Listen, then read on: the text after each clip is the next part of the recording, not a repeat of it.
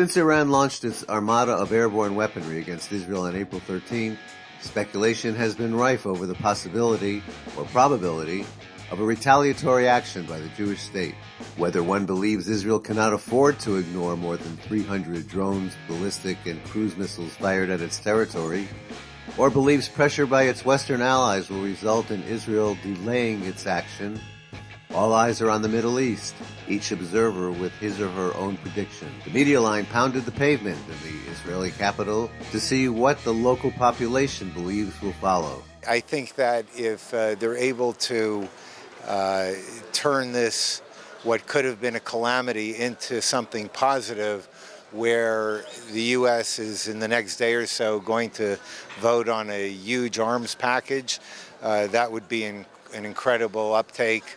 I think Israel knows what they need to do. They know the right time to do it and how to do it.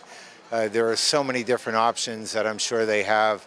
I'm not a military person, but I think that at some point Israel just has to finish the job. You may like or not like Israel, but you have to be unbelievably impressed by their capabilities. And I think if I'm sitting on the other side, I'd rather be a friend of Israel than a foe. I personally hope that Netanyahu will act in response to what happened, not because of revenge or something like this, but because in the Middle East, the one that doesn't attack back is seen as too soft, and not as one doing an act of kindness. So it is better to finish off this matter, and it will get better.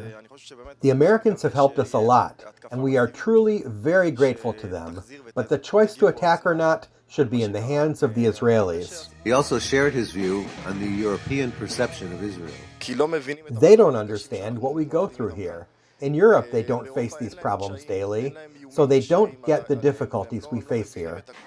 I hope that Biden sees that we know what we are doing, and everyone will apply the quote from Prime Minister Golda Meir, who said Israel has to respond in order to do right by its citizens. We live here in the Middle East, and we respond to attacks and know how to coexist.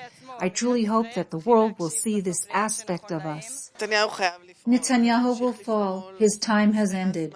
The problem is that Biden sees us as his proxy and doesn't see us as citizens that want to live a normal life with laws and regulations as other people from foreign countries. Jalan Tavakoli is Iranian. She came to Israel from Denmark with the peace organization Sharaka. What they did to Israel, both the 7th of October, Iran was behind. This is my view on things, and I think they have already also admitted it themselves, and also they have attacked Israel on the 13th of April. Not all Iranians agree with the regime. She explained that some avoid stepping on the flags of America and Israel that are painted on the floor of the main streets. We don't hate America, we don't hate Israel. This is the regime, this is the terrorists ruling the country for over 40 years. And even if Israel would go in and strike IRGC military installations in Iran, the regime would fall very quickly because they have not the support of the Iranian people. Actually, the regime is very powerless inside of Iran and very powerful outside of Iran, in the regions where they have their proxies.